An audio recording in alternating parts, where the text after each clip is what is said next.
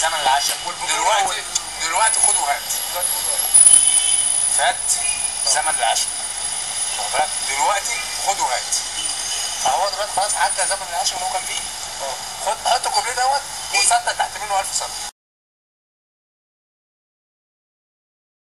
فيها يا استاذ اللي انا عايز اقصده واوصله المعلومه ان في الناس بتاعت زمان دي ضحت كتير قوي وقدمت لمصر فوق ما تتخيل. بس اكم ناس 90% مش حاسين بالكلام من ده. بس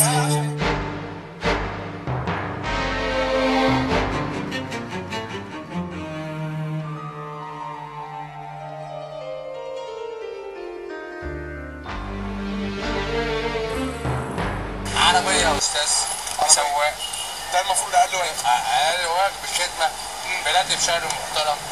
أنت فاهم المعلومة إزاي؟ بواحد مرافق ليه. الله ينور عليك، الكلام ده حلو يا جماعه، الكلام ده مهم.